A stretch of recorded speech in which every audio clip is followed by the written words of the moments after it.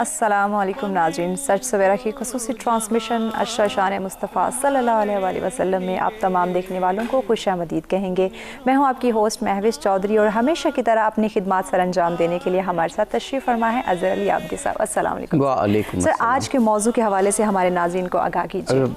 آپ نے جیسے کہا عشرہ شان مصطفیٰ صلی اللہ علیہ وآلہ وسلم سچ ٹی وی کی جانب سے منایا جا رہا ہے۔ تمام اہم ایام ہم بڑی مقصدیت کے ساتھ مناتے ہیں، میسیج دیتے ہیں امت مسلم اور انسانیت کو، اور یہ دن تو ہیں ہی محسن انسانیت کے، کوئی شک نہیں۔ تو ایسے موضوعات پر گفتگو ہے کہ جو ہمارے قلب کو، ہماری روح کو روشن کر دیں۔ بالکل۔ آج جو موضوع ہے وہ ہے ہی ان ایام کے حوالے سے کہ یہ ایام منانے کی وجہ کیا ہے، ٹھیک ہے، اس کی فضیلت کیا ہے، اور خاص طور پر عید میلاد النبی اور مقصدیت کیا ہے۔ یعنی جہاں ہم بات کریں منانے کی، جہاں پر بات کریں فضیلت و اہمیت کی، وہاں پر مقصدیت کی بات بھی ہو۔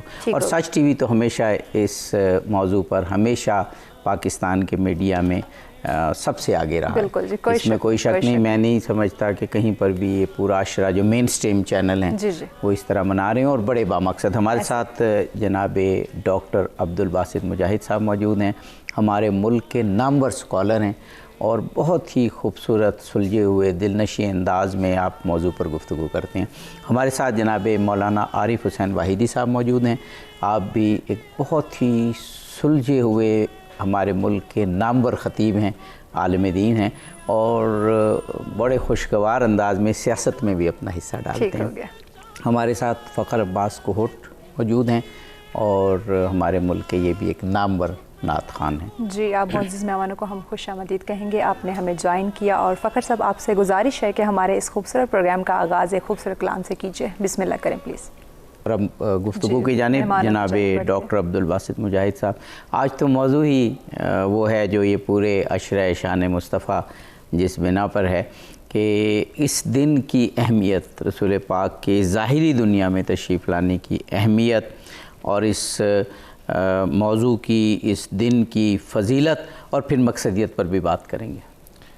جی، سب سے پہلے تو میں ناظرین کو اس موقع کی مبارک پیش کرنا چاہتا ہوں کہ اللہ رب العزت نے وجہ تخلیق کائنات اس کائنات کو عطا کیے، اور دنیا میں جو بھی خوشیاں ہیں ان سب خوشیوں کی جو معراج ہے وہ یہ موقع ہے جس میں نبی اکرم صلی اللہ علیہ وسلم تشریف لے کر آئے۔ کوئی شک۔ اور آپ دیکھیں کہ اللہ تعالی رازق ہے، اور نبی اکرم صلی اللہ علیہ وسلم قاسم الرزق ہیں۔ کیا بات ہے، واہ واہ۔ اور میں یہ بات بھی عرض کرنا چاہوں گا کہ جو اللہ کا عرفان ہے وہ انسانیت کو نبی اکرم صلی اللہ علیہ وسلم کے توسط سے ملا ہے۔ کوئی شک نہیں، کوئی شک۔ ہم اسی اللہ کو جانتے ہیں جو نبی اکرم صلی اللہ علیہ وسلم نے فرمایا کہ اللہ ہے۔ کوئی شک نہیں۔ ہم اس کلام کو قرآن مانتے ہیں جس کو نبی اکرم صلی اللہ علیہ وسلم نے فرما دیا کہ یہ کلام الہی ہے۔ بے شک۔ تو جو ساری ہی نعمتیں، سارے ہی رزق، ساری ہی برکتیں نبی اکرم صلی اللہ علیہ وسلم کے اس کائنات میں تشریف لانے کی وجہ سے ہیں۔ یہ جو ساری خوشبو ہے، یہ جو گلاب کا رنگ ہے، یہ جو ساری معطر فضائیں ہیں، یہ سارا طفیل ہے نبی اکرم صلی اللہ علیہ وسلم کی آمد کا، اور یہی سب سے بڑی خوشی ہے جسے منایا جاتا ہے۔ واہ واہ واہ۔ جناب مولانا عارف حسین واحدی صاحب، اسی موضوع پر آپ کچھ فرمائیے۔ بسم اللہ الرحمن الرحیم۔ میں سب سے پہلے تمام عالم اسلام کو، عالم انسانیت کو، آپ سب حاضرین کو اور ناظرین کو اس مقدس اور مبارک دن پر مبارکباد پیش کرتا ہوں۔ رحمت للعالمین کی آمد کا دن ہے، اور میں سمجھتا ہوں امت کے لیے اور انسانوں کے لیے سب سے بڑی عید ہے، اور لائق مبارکباد ہیں خصوصاً وہ لوگ جو کردار مصطفیٰ، مقصد مصطفیٰ اور رسالت کے عاشقان جو پوری دنیا میں پھیلے ہوئے ہیں، اور اس مشن کے لیے تگ و دو کر رہے ہیں، فعالیت کر رہے ہیں، مسلسل کاوشیں کر رہے ہیں، ان میں سچ ٹی وی بھی شامل ہے ماشاءاللہ۔ ان سب کو مبارکباد پیش کرتا ہوں۔ یہ جو آپ کا ہفتہ شان مصطفیٰ ہے، میں سمجھتا ہوں بہت اچھی کاوش ہے۔ ہم ایک عرصے سے ہفتہ وحدت منا رہے تھے اسی ولادت کے حوالے سے، اب آپ نے یہ شروع کیا، اور میں سمجھتا ہوں یہ بھی لائق تحسین ہے۔ اشرا شروع کیا، حکومت نے جو اشرا شروع کیا، حکومت نے جو ہزار خامیاں اور ہماری ناراضگیاں صحیح، لیکن جو اشرا رحمت للعالمین شروع کیا ہے وہ بھی لائق تحسین ہے۔ ایک اسلامی ملک جس کا مقصد لا الہ الا اللہ محمد رسول اللہ تھا، اور اسلام کی تعلیمات کے لیے یہ ملک بنا ہے، اسلام کو نافذ کرنے کے لیے، تعلیمات مصطفیٰ کو نافذ کرنے کے لیے، اس میں اشرا رحمت للعالمین بہت پہلے سے اعلان ہو جانا چاہیے تھا۔ یہ بھی لائق تحسین ہے۔ میں عرض کروں کہ ظاہر ہے بہت ہی مبارکباد لحظات ہیں، مبارک گھڑیاں اس وقت جب حضور اکرم تشریف لائے۔ میں عرض کروں کہ آپ تمام دیکھنے والوں کو کہیں گے خوش آمدید، اور بہت ہی خوبصورت باتوں کا سلسلہ جو ہے وہ شروع ہو چکا ہے، تو بنا کسی تاخیر کے اس سلسلے کو آگے بڑھاتے ہیں۔ جی ڈاکٹر صاحب، ہم جب قرآن پاک کو پڑھتے ہیں تو قرآن پاک میں خاص دنوں کی بڑی اہمیت بیان کی گئی، ایسے دن جس میں امتوں پر، نبیوں پر نعمات نازل ہوئیں، یا ان کو وہ دن یاد کرائے گئے جو بڑے اہم دن تھے جس میں ان کی کوئی آزمائش ختم ہوئی۔ تو اس سے معلوم ہوتا ہے کہ دن بہت اہمیت رکھتے ہیں۔ ایک تو یہ بیان فرمائیے گا، اور اس کے بعد آپ سے بھی اور مولانا صاحب سے بھی یہ پوچھیں گے کہ پھر وہ اہمیت ان کی کسی مقصد کی وجہ سے ہوتی ہے۔ اگر وہ اہمیت تو ہم منائیں لیکن مقصد نہ ہو تو وہ پھر بات بنتی نہیں ہے۔ پہلے تو ایام کی اہمیت اس حوالے سے۔ جی دیکھیے، جیسا آپ نے بجا طور پر فرمایا کہ تاریخ انسانی میں جب جب کوئی اہم واقعہ رونما ہوتا ہے تو اس کو تاریخ میں نہ صرف محفوظ کیا جاتا ہے بلکہ اسے سیلیبریٹ کیا جاتا ہے۔ مثال کے طور پر جب حضرت موسیٰ علیہ السلام کے پیرو جو ہیں انہیں فرعون سے نجات ملی تو وہ ایک بہت بڑا واقعہ تھا جو ہمیں نظر آتا ہے۔ جب حضرت ابراہیم علیہ السلام پر جو نمرود کی جو آگ ہے وہ گل و گلزار ہوئی تو وہ یقیناً ایک بہت بڑا واقعہ ہے۔ اس سے مزید پہلے آپ چلے جائیں تو حضرت نوح علیہ السلام کی جو وہ کشتی ہے، اور اس کشتی وہ جو جودی پہاڑ پر لگی، وہ ایک اہم واقعہ ہے اور اس واقعے کو سیلیبریٹ کیا جاتا ہے۔ اور پھر آپ دیکھیں قرآن میں کس تفصیل کے ساتھ حضرت آدم کی پیدائش، بے شک بے شک، اور اس موقع پر جو ایون مکالمہ ہو رہا ہے اس کو قرآن نے محفوظ کر لیا۔ تو یہ بات تو قرآن میں ہمیں جا بجا نظر آتی ہے، بلکہ اگر میں یہ کہوں تو بے جا نہ ہوگا کہ اگر قرآن عظیم کو پڑھ لیا جائے تو سیرت کے بہت سارے گوشے تو اللہ رب العزت نے خود بیان فرما دیے، اور جو جس طرح سے ارشاد فرمایا، کہیں والضحیٰ کہا، کہیں طٰہٰ کہا، کہیں یاسین کہا، کہیں مزمل کہا، کہیں مدثر کہا، تو یہ ساری باتیں کس بات کو ہمارے سامنے رکھ رہی ہیں۔ اور پھر آپ دیکھ لیجئے کہ قرآن کے اندر کچھ اصول بیان ہوئے ہیں، اور ایک اصول یہ ہے کہ لَإِن شَكَرْتُمْ لَأَزِيدَنَّكُمْ، کہ جب شکر بجا لاؤ گے تو میں نعمتوں میں اضافہ کروں گا۔ تو یہ تو سب سے بڑی نعمت اور اس کا سب سے بڑا شکر جو ہے وہ قرآن کے حوالے سے ہمارے سامنے آیا۔ سبحان اللہ سبحان اللہ۔ جناب مولانا عارف واحدی صاحب، میرے سامنے قرآن پاک کی آیت آل عمران 164 نمبر آیت، بڑی معروف آیت ہے کہ بے شک اللہ تعالیٰ نے مسلمانوں پر بڑا احسان فرمایا کہ انہی میں سے عظمت والا رسول صلی اللہ علیہ وآلہ وسلم بھیجا۔ تو یہ آیت تو مجھے خاص آج کے دن کے لیے، یعنی رحمت للعالمین کی آمد کے دن کے لیے محسوس ہو رہی ہے کہ یہ ایسا رسول تم میں بھیجا، اور پھر ایک نعمت اور ایک احسان کا ذکر کیا جو کہ اللہ عموماً قرآن پاک میں نعمات کو اس طرح سے ذکر نہیں فرماتا۔ لقد من اللہ، جی، یہ مننا جو ہے یہ احسان کے معنی میں آتا ہے، احسان کیا اللہ نے۔ بالکل۔ اور آپ قرآن میں دیکھیں خدا کی ذات نے انسان کو بہت سی چیزیں عطا کی ہیں، یہی زندگی عطا کی ہے، یہی جو انسان بنایا ہے مجھے، یہ بہت بڑی نعمت ہے۔ لیکن کہیں بھی اللہ نے یہ نہیں فرمایا کہ میں نے احسان کیا تم پر کہ تمہیں انسان بنایا۔ لیکن جب حضور سب سے بڑے معلم دیکھیں مختلف انبیاء کو مختلف عنوانوں سے بھیجا گیا، لیکن حضور اکرم کو معلم بنا کر بھیجا گیا.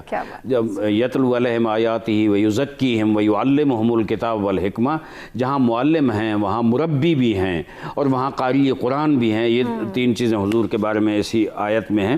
تو یہ جو معلم بنا کر بھیجا ہے اور کائنات کا سب سے بڑا سردار اور سب سے بڑا جو محسن ہے اس کو بنا کر اس کو بھیجا ہے، تو اس میں اللہ نے کہا ہے کہ میں نے احسان کیا ہے تم پر.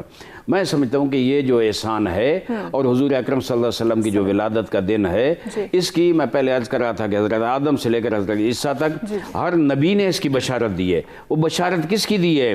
وہ اسی دن کی دی ہے جس دن حضور پیدا ہوئے، اسی دن کی بشارت دی ہے. بشارت کیا ہوتا ہے؟ خوشخبری ہوتی ہے.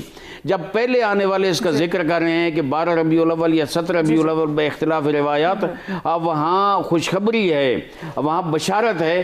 تو آج جن پہ آیا ہے، جن کے لیے آیا ہے، کیا ان کے لیے بشارت نہیں ہے؟ کیا ان کے لیے خوشخبری نہیں ہے؟ کیا ان کے لیے عید نہیں ہے؟ جب عید ہے تو فطرت انسانی ہے، قانون فطرت ہے کہ جب خوشی نصیب ہوتی ہے، جب کوئی عید ہوتی ہے، جب کوئی بڑا انعام ملتا ہے، جب کوئی بڑی کامیابی ملتی ہے، تو انسان اس پہ خوشیاں مناتا ہے. اور میں یہ عرض کر رہا تھا کہ ہم سب سے پہلے خود اللہ کی ذات نے خوشی منائی.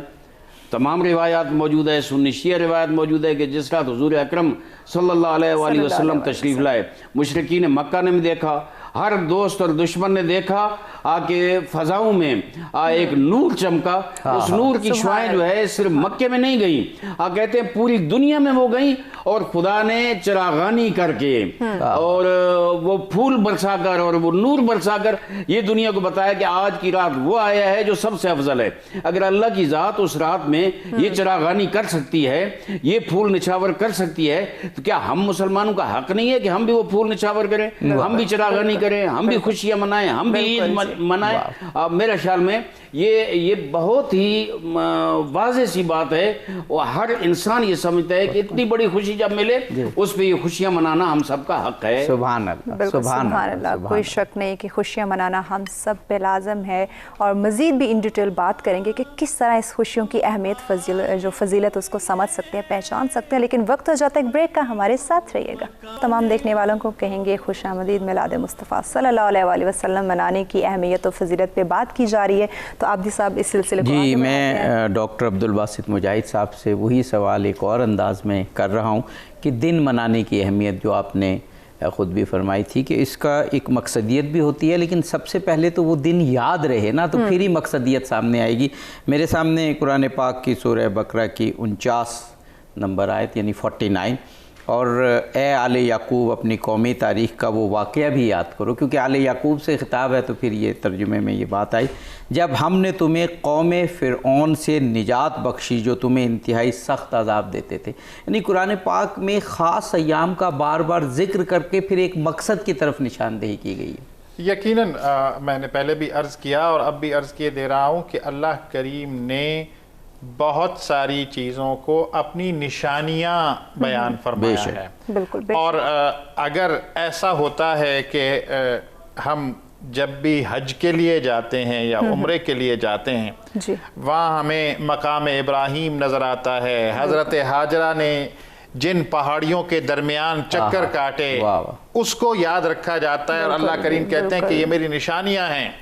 تو پھر نبی اکرم صلی اللہ علیہ وآلہ وسلم کا اس دنیا میں تشریف لانا ہمیں روایات سے پتہ چلتا ہے کہ جب آپ صلی اللہ علیہ وآلہ وسلم تشریف لاتے ہیں تو اس وقت کے فارس میں جو آتش کدا ہے وہ سرد ہو جاتا ہے. اور اس کے ساتھ ساتھ جیسے ابھی علامہ صاحب فرما رہے تھے، وہ آپ جب اس دنیا میں تشریف لاتے ہیں تو وہ حضرت آمنہ علیہ السلام جو ہیں ان کا جو گھر ہے وہ ایک نور، بقع نور بنتا ہے، اور وہ نور آسمان تک وہ نظر آ رہا ہوتا ہے. اور پھر ایک بات جو میں آپ کو بتاؤں کہ جب حضرت ابراہیم علیہ السلام حضرت اسماعیل علیہ السلام سے مل کر کعبہ کی دیواروں کو بلند کر رہے تھے تو آپ نے ایک دعا کی تھی، اور وہ دعا جو ہے اسی لیے دعائے خلیل نبی اکرم صلی اللہ علیہ وسلم کا ایک لقب ہے. پھر حضرت عیسیٰ علیہ السلام نے جو نوید جیسے فرما رہے تھے واحدی صاحب کہ وہ نوید مسیحا ہیں، انہوں نے خوشخبری سنا دی تھی کہ وہ آنے والا ہے۔ اور یہاں میں عابدی صاحب آپ کو عرض کروں کہ جب ہم معراج کے واقعے کو دیکھتے ہیں، جی ایک تو نبی اکرم صلی اللہ علیہ وسلم کا یہ مقام بلند، یہ اللہ نے ہمیں کس قدر خوش نصیب بنایا کہ ہم آپ کی امت میں سے ہیں کہ امام الانبیاء، کیا یعنی بیت المقدس کے اندر آپ نے تمام انبیاء کی امامت فرمائی۔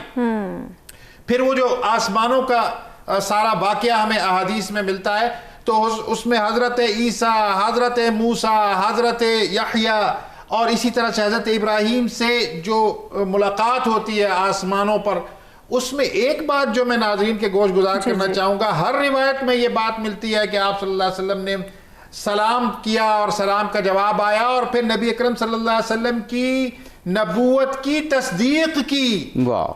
تو جو انبیاء ہیں وہ تصدیق کر رہے ہیں، تو وہ نعمت ہمیں ملی ہے، اس نعمت کو سیلیبریٹ کرنے سے بڑی کون سی سیلیبریشن ہو سکتی ہے؟ واہ واہ واہ جناب مولانا عارف حسین واحدی صاحب، اب بات کیونکہ قرآنک کانٹیکسٹ میں ہو رہی ہے، تو جب میں نے ایام کے حوالے سے قرآن پاک کی آیات دیکھی تو اتنی زیادہ ہیں، ان میں ایک سگنیفیکنس یہ بھی ہے کہ جب بھی کسی قوم پر آزمائش آئی اور وہ آزمائش دور ہوئی تو اللہ تعالیٰ نے کہا وہ وقت یاد کرو، جیسے یہ میرے سامنے ایک آیت ہے سورہ بقرہ کی کہ جو بنی اسرائیل کو کہا کہ تم وادیوں میں سرگرداں پھر رہے تھے تو ہم نے اس وقت بھی تم پہ نعمات نازل کی، تم پر بادل کا سایہ کیا، تم پر من و سلوہ اتارا۔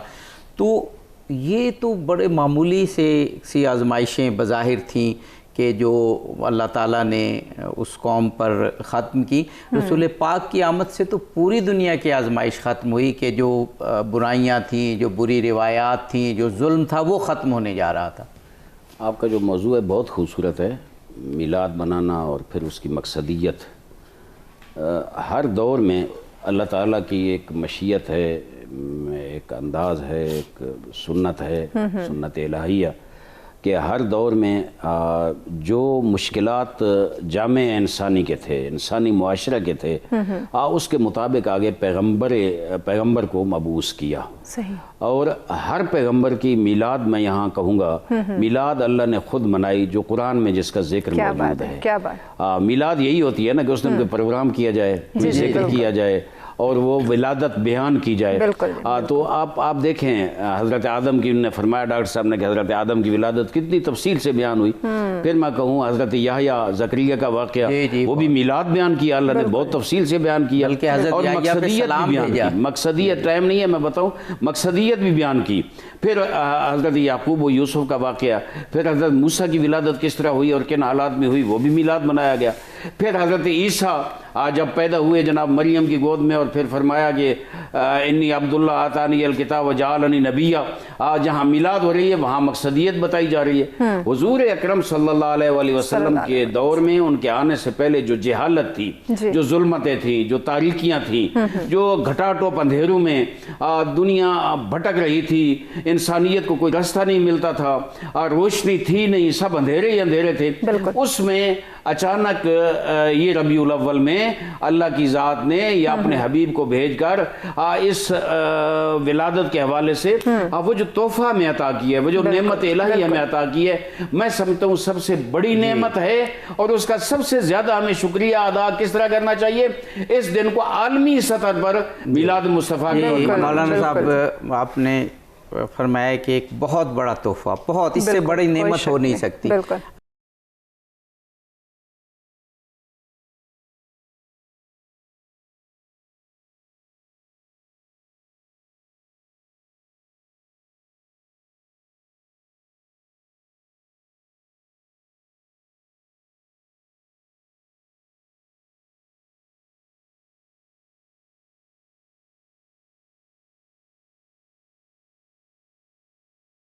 میلاد مصطفیٰ صلی اللہ علیہ وآلہ وسلم منانے کی کیا اہمیت ہے، کیا فضیلت ہے، اور کتنا ضروری ہے کہ ہم سمجھیں اس دن کو، اس بارے میں گفتگو کی جا رہی ہے، کیوں عابدی صاحب؟ جی، اور اس دن کی اہمیت ایک خاص مقصد کی وجہ سے ہے۔ میں ڈاکٹر صاحب سے یہی سوال کرنا چاہوں گا، ڈاکٹر صاحب آج ہمارا سارا میلاد اور یہ دن منانے کی اہمیت ہم قرآن پاک کے حوالے سے بیان کر رہے ہیں، تو قرآن پاک دنوں کو نعمت کے ساتھ بھی جوڑتا ہے، شکرانے کے ساتھ بھی جوڑتا ہے، اور مقصدیت کے ساتھ بھی. جو میرے سامنے اس وقت سورہ آل عمران کی آیت نمبر 103 ہے، بڑی معروف ہے. اور اپنے اوپر کی گئی اللہ کی اس نعمت کو یاد کرو کہ جب تم ایک دوسرے کے دشمن تھے تو اس نے تمہارے دلوں میں الفت پیدا کر دی اور تم اس کی نعمت کے باعث آپس میں بھائی بھائی ہو گئے. اب رسول پاک کی تعلیمات، ان کی تشریف آوری کا مقصد جو اللہ تعالیٰ نے بیان کیا، ان میں سے ایک سب سے بڑا یہ دکھائی دیتا ہے اس آیت کے ذیل میں کہ ہم آپس میں بھائی بھائی ہو جائیں. تو ہفتہ وحدت بھی منایا جاتا ہے امت مسلمہ 12 ربیع الاول سے 17 تک. تو یہ مقصدیت ہمارے ذہن میں ضرور رہنی چاہیے. دیکھیے قرآن کہتا ہے کہ وَاعْتَصِمُوا بِحَبْلِ اللَّهِ جَمِيعًا وَلَا تَفَرَّقُوا. اسی کی کنٹینیوٹی میں پھر یہ مفہوم بھی بیان ہوا. بے شک. تو اصل بات یہ ہے کہ انسانیت آگ کے کنویں کے قریب پہنچ چکی تھی کہ نبی اکرم صلی اللہ علیہ وسلم انسانیت کو اس آگ سے بچانے کے لیے تشریف لے آئے. کیا بات ہے. مقصدیت اللہ کے ہر کام میں اپنی مصلحت اور مقصدیت ہوتی ہے، اور یہ تو بہت ہی بڑی نعمت. تو قرآن نے 3 جگہ پر ایک ہی مفہوم کو بیان کیا ہے، اور یہ اس بات کی اہمیت کو اور دو چند کرتا ہے. اللہ نے ارشاد فرمایا هو الذی ارسل رسولہ بالہدی ودین الحق لیظہرہ علی الدین کلہ. بے شک بے شک. اللہ کریم نے خود ارشاد فرما دیا کہ وہ اللہ ہی ہے. هو الذی سے مراد وہ اللہ ہی ہے. ارسل رسولہ، جس نے اپنے رسول صلی اللہ علیہ وسلم کو بھیجا، بالہدا، ہدایت کے ساتھ، ودین الحق، اور دین حق کے ساتھ، اور ساتھ مقصد بتا دیا کہ لیظہرہ علی الدین کلہ، کہ اس جو اسلام ہے، جو دین حق ہے، جو ہدایت ہے، اسے تمام دیگر ادیان پر غالب کر دینا. یہ نبی اکرم صلی اللہ علیہ وسلم کی بعثت کا، آپ کی تشریف آوری کا مقصد بیان کیا جا رہا ہے. اور میلاد کو منانے کا مقصد یہ ہوا کہ نبی اکرم صلی اللہ علیہ وسلم کی اس بعثت کے مقصد کو ہم یاد رکھیں اور اس کے حصول کے لیے آج اپنی ساری کوششیں اور کاوشیں کریں. واہ سبحان اللہ. جناب مولانا عارف حسین واحدی صاحب، اللہ نے اتحاد کو، وحدت کو ایک نعمت قرار دیا ہے. اور ابھی ہم نے ذکر کیا قرآنی آیات کی ذیل میں کہ رسول پاک کی آمد کو ایک نعمت قرار دیا، ان کی ذات کو اللہ تعالیٰ نے احسان بنا کر اپنا پیش کیا. تو یہ صاف نظر آ رہا ہے کہ اس نعمت کا شکرانہ پھر یہی ہے کہ ہم بھائی بھائی ہو جائیں، یعنی پوری انسانیت اور پھر خاص طور پہ مسلمان. لا تنازعوا فتفشلوا وتذهب ريحكم. بہت خوبصورت ہے. لا تنازعوا عربی گرامر میں جائیں تو یہ نہیں کا صیغہ ہے. یعنی نہیں جو ہے وہ حرمت پہ دلالت کرتی ہے. بالکل کہ آپس میں جھگڑا نہیں کرو. یعنی جھگڑا کرنا جیسے ہے کہ شراب نہیں پیو، وہاں بھی نہیں آئی ہے. شراب پینا جیسے حرام ہے، زنا نہیں کرو کہ زنا کرنا حرام ہے، اسی طرح لا تنازعوا، آپس میں جھگڑے نہ کرو کہ یہ بھی اسی طرح حرام ہے، بلکہ شاید اس سے بڑا حرام ہو، چونکہ امت میں بہت بڑا بگاڑ پیدا ہوتا ہے. حضور اکرم صلی اللہ علیہ وآلہ وسلم جو تشریف لائے تو ان کی ایک خصوصیت یہ ہے کہ وہ امت کے لیے محور بن گئے. آج اگر پوری دنیا میں ان کی میلاد منائی جا رہی ہے ان دنوں میں، تو میں سمجھتا ہوں کہ پوری دنیا ان پہ متفق ہے. اور ہم یہ کہتے رہتے ہیں بجا طور پر، اب پوری دنیا کا ہر مسلمان یہ کہتا ہے کہ حضور محور وحدت ہیں، معیار وحدت ہیں. حضور کی ذات ایسی ہے جس پہ کوئی اختلاف نہیں ہے. وہ مشترکہ سرمایہ ہے، وہ مشترکہ نقطہ ہے جس پہ تمام امت اکٹھی ہے. تو حضور اکرم کی تعلیمات بھی یہی ہیں، اتحاد و وحدت. میں یہ کہتا رہتا ہوں کہ حضور اکرم کی زندگی دیکھیں، 23 سال انہوں نے جد و جہد کی. اس سے پہلے صادق و امین کے نام سے مشہور ہوئے. 23 سال انہوں نے اسلام کی سربلندی کے لیے جو جد و جہد کی. اور اس دور میں نہ کوئی مسلک تھا، نہ کوئی گروہ تھا، سب مسلمان تھے، سب اہل کلمہ تھے، سب اہل قبلہ تھے، سب اسی قیامت پہ یقین رکھتے تھے. وہی توحید کے علم بردار، وہی رسالت کے علم بردار، اور وہی اس سلسلے کے. حضور کے بعد جو خلفائے راشدین کا دور آیا اس میں بھی کوئی شیعہ سنی، کوئی بریلوی دیوبندی، کوئی اہل حدیث، کوئی بھی نہیں تھے. ہم سب متفق تھے، ایک ہی چیز تھی. ہر ایک کی مسجدیں الگ الگ نہیں تھی، لیکن میں سمجھتا ہوں حضور اکرم نے تعلیمات عملی طور پر دی ہیں، ٹھیک ہے، قبائل اللہ نے بنائے اور فرقے بنائے لتعارفوا، لیکن ان اکرمکم عند اللہ اتقاکم، اللہ کے نزدیک قابل قدر وہ ہے، صاحب اکرام وہ ہے، کرامت والا وہ ہے جو سب سے زیادہ متقی ہے۔ تو تقوی کا تقاضا یہ ہے کہ ہم حضور اکرم کا جو پیغام ہے، جو سیرت طیبہ ہے، اتحاد و وحدت کے حوالے سے میں بیان کرنے لگ جاؤں تو شاید وہ جو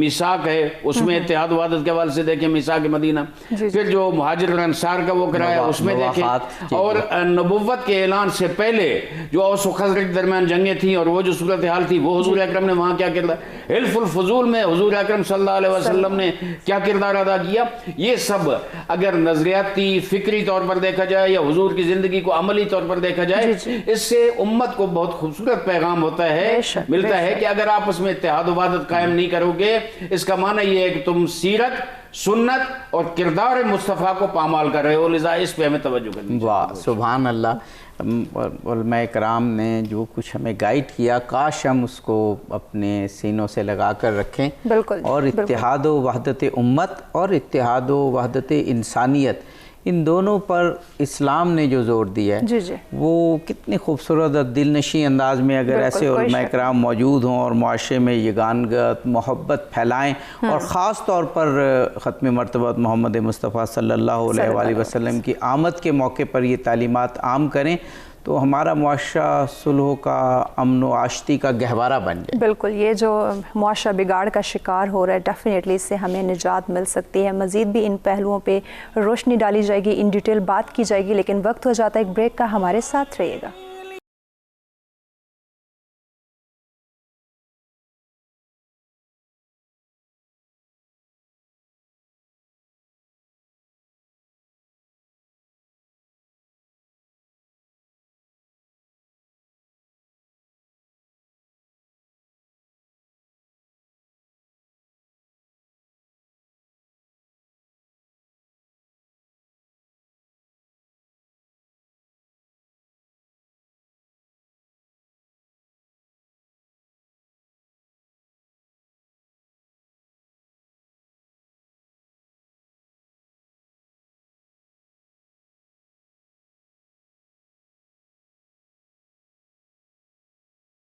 تمام دیکھنے والوں کو کہیں گے خوش آمدید۔ عابدی صاحب، بہت ہی خوبصورت گفتگو کا سلسلہ جاری ہے، بڑی بامقصد گفتگو ہو رہی ہے، اور میلاد النبی کے تقاضے کیا ہیں ان کو بہت خوبصورت انداز صاحب موضوع عید میلاد النبی کا دن اور اس دن کی اہمیت اور قرآن پاک کی تعلیمات کے حوالے سے بات ہو رہی ہے۔ میرے سامنے ایک اور آیت سورہ مریم کی آیت نمبر 15، اور یحییٰ پر سلام ہو، اور ان کے میلاد کے دن اور ان کی وفات کے دن اور جس دن وہ زندہ اٹھائے جائیں گے۔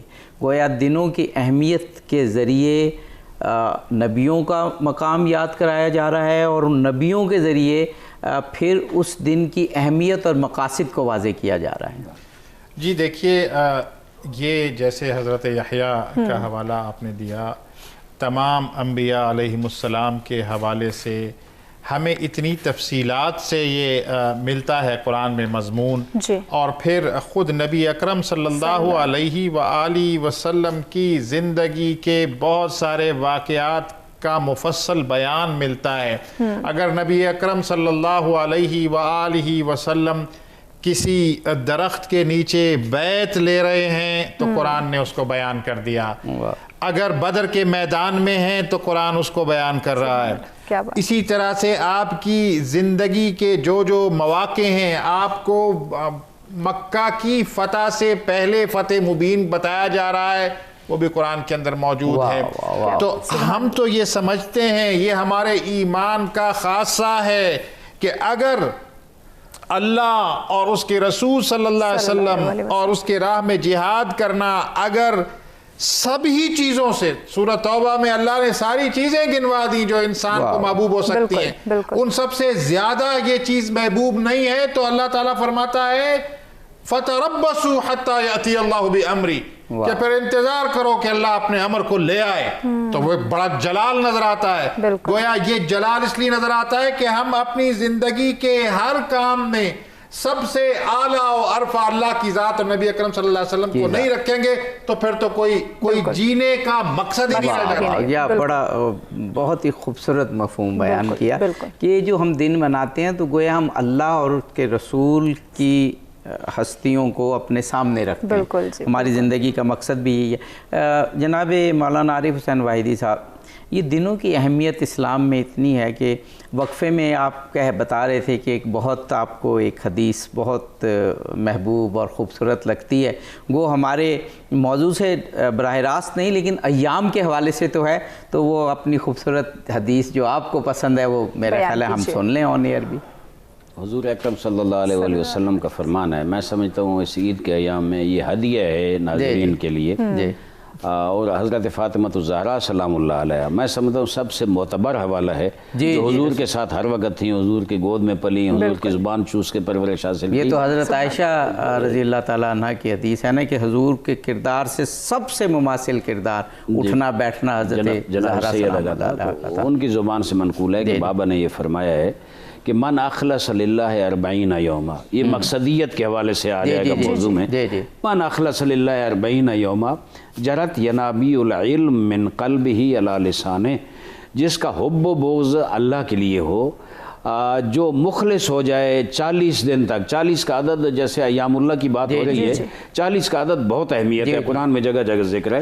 جو 40 دن کے لیے اللہ کے ساتھ مخلص ہو جائے، اس کی زبان چلے تو خدا کے لیے، اس کی آنکھیں دیکھو تو خدا کے لیے، اس کے کان سنیں تو خدا کے لیے، ہاتھ پاؤں حرکت کریں تو خدا کے لیے، زندگی کا اوڑھنا بچھونا خدا کے لیے ہو، اتنا مخلص ہو جائے. اور 40 کا عدد ہے، 40 کے عدد تک اگر انسان اتنا مخلص ہو جائے، جرت ینابیع العلم من قلبہ علی لسانہ، اللہ اس کے دل پہ علم و حکمت کے وہ چشمے پیدا کرتا ہے جو بے ساختہ اس کی زبان سے جاری ہوتے ہیں. میں سمجھتا ہوں یہ جو بزرگ علماء، جو عرفاء، جو اللہ کے متقی بندے، جو پہنچے ہوئے لوگ جنہیں ہم کہتے ہیں اللہ کے اولیاء، ائمہ طاہرین، اور یہ جو کچھ بیان کرتے ہیں ان کی زبان مقدس سے جو جاری ہوتا ہے یہ اسی اخلاص کا نتیجہ ہوتا ہے جو اللہ کے لیے. اچھا 40 دن کے لیے مخلص ہو جائے تو اتنی نعمتیں کہ جس موضوع پہ شروع کریں وہ زبان چلتی ہی جائے.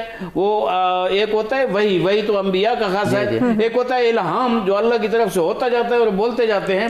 جب 40 دن کے لیے ایسے ہو تو اتنے بڑا انعام، اور اگر کوئی ساری زندگی مخلص ہو جائے تو کیا انعام. یہ آغا صاحب ایک وقفے پہ ہمیں جانا ہے جی، اگر ہم پوری زندگی مخلص رہیں گے تو اس کا کتنا بڑا انعام ہوگا. مزید بھی ان ڈیٹیل بات کریں گے لیکن وقت ہو جاتا ہے بریک کا، ہمارے ساتھ رہیے گا.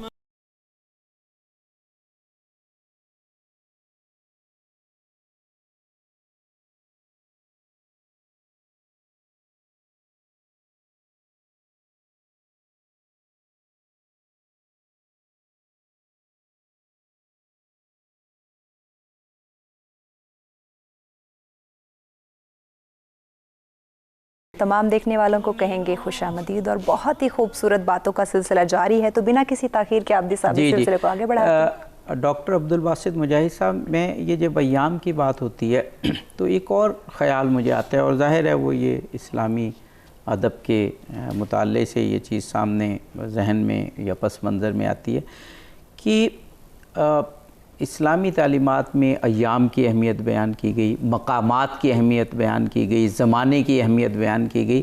مجھے لگتا ہے اللہ تعالیٰ مختلف طریقوں سے انسانیت کو ہدایت اور نعمات کی طرف لانا چاہتا ہے کہ انسان کسی نہ کسی یوم سے یا ایام میں وہ داخل ہوگا تو اس دن کی برکت سے اپنے آپ کو درست کر لے، انسانیت کے لیے مفید ہو جائے، اللہ کے لیے خالص ہو جائے، یا کسی مقام میں جائے گا، کبھی مدینہ منورہ، کبھی مکہ معظمہ، کبھی کربلا، کبھی نجف، تو اس مقام کی اہمیت سے اپنے آپ کو خالص کرے گا، یا اپنے آپ کو کسی زمانے میں محسوس کرے گا کہ میں اس زمانے میں موجود ہوں، یہ زمانہ مقدس ہے.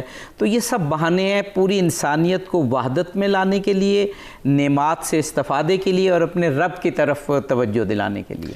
دیکھیے آپ کے اس سوال کے دوران جو 2 آیات میرے حیطۂ نگاہ میں اللہ پاک نے ڈالی ہیں، وہ ایک تو ہے والعصر، زمانے کی قسم اللہ رب العزت کھا رہے ہیں. تو زمانے کو حدیث مبارکہ میں آتا ہے کہ زمانے کے بارے میں کوئی نازیبہ بات نہ کیا کرو. بالکل صحیح. پھر دوسری بات دیکھیے، وہ جو میں عرض کر رہا تھا کہ سیرت کا مطالعہ قرآن میں، تو اس میں جو اللہ کریم اپنے حبیب کے بیان کے بارے میں کیسے الفاظ استعمال کرتے ہیں. اللہ کریم فرماتے ہیں سبحان الذی اسرا بعبدہ لیلا من المسجد الحرام الى المسجد الاقصى الذي بارکنا حولہ لنریہ من آیاتنا.